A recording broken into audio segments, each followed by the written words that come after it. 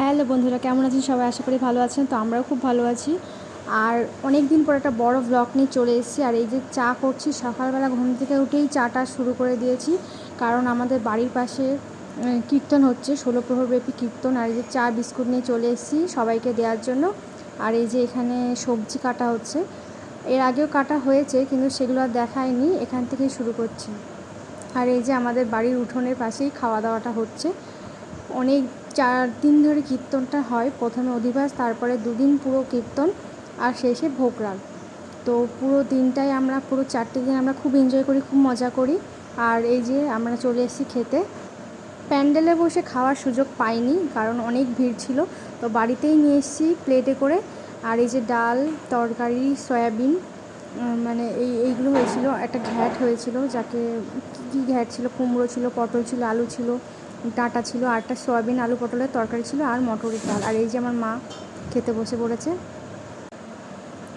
তারপরে খাওয়া দাওয়ার পর এই যে কীর্তন শুনতে চলে এসেছি। আর এই যে কীর্তন হচ্ছে, এখানে কিছুর একটা পালা হচ্ছে, মানে আমি ভুলে গেছি, এখন মনে নেই, তখন মনে ছিল।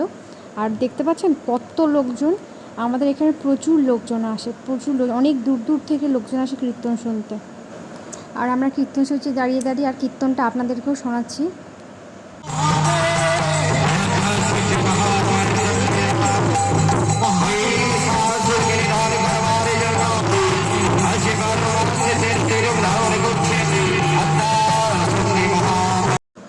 তারপরে বাড়ি এসে দেখি আমার কাকিরা জেঠিরা মিলে সব একদম সবজি কাটতে বসে পড়েছে, আর সঙ্গে মাও আছে।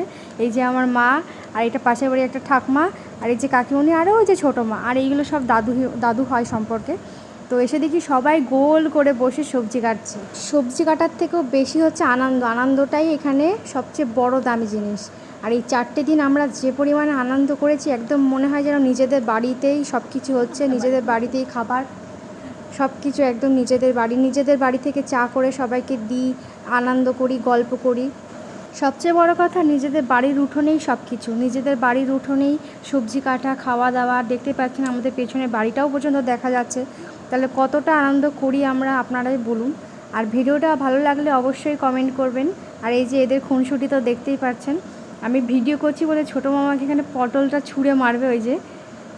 তো এরকম করে আমরা 4টে দিন হাসতে হাসতে কাটিয়ে দিই। আর 4টে দিনের পরে আমাদের সত্যি খুব মন খারাপ হয়ে যায়, আবার সেই একটা বছরের অপেক্ষা করে। আর এই যে আমাদের ঠাকুর মণ্ডপটা এরকমভাবে সাজানো হয়েছে, আমি সন্ধ্যার পরে এসে ভিডিওটা নিয়েছি, তখন একটু ফাঁকা ছিল। তারপরে আর ভিডিও করার মতন কোনো পরিস্থিতি ছিল না, অনেক ভিড় ছিল। আর এই যে দেখুন, ফুল দিয়ে পুরোটা সাজিয়েছে, আমার তো দেখতে খুবই ভালো লেগেছে। আর সবাই অনেক, মানে এইটার প্রশংসা সবাই করেছে যে এত সুন্দরভাবে সাজিয়েছে। তো আপনাদের কেমন লেগেছে অবশ্যই কমেন্ট করে জানাবেন। আর এই পাশে এসে দেখি পুরো, মানে স্টল বসেছে, অনেক কিছু দোকান বসেছে, জিলাপি, ফুচকা, ভেজ মোমো, আইসক্রিম, মানে সমস্ত ধরনের, বাদাম ভাজা থেকে শুরু করে সমস্ত ধরনের দোকান বসেছে। আর এই যে আমাদের ছোটো ভাই ছোটু, আর আমি ওইখানে ফুচকা খেয়েছি, জিলাপি খেয়েছি, এখানে পাপড়ি চাট বসেছে। আর এই যে আইসক্রিম, ছোটো ভাই আইসক্রিম খাবে বলে বায়না করছিল, তো আইসক্রিমের দোকানে এসেছে। তো আপনাদের এখান থেকে কোন আইসক্রিমটা পছন্দ অবশ্যই কমেন্ট করে জানাবেন।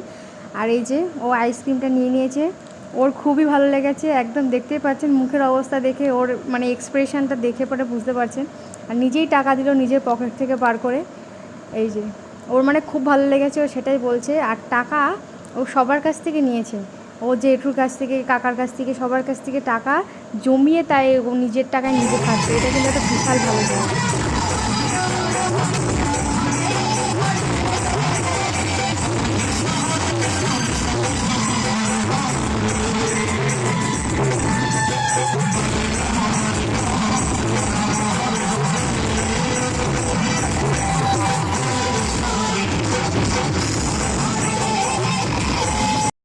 তাহলে আপনাদের এই ব্লগটি কেমন লাগলো অবশ্যই কমেন্ট করে জানাবেন, ভালো লাগলে লাইক করবেন, শেয়ার করবেন, আর চ্যানেলটি অবশ্যই সাবস্ক্রাইব করে দেবেন।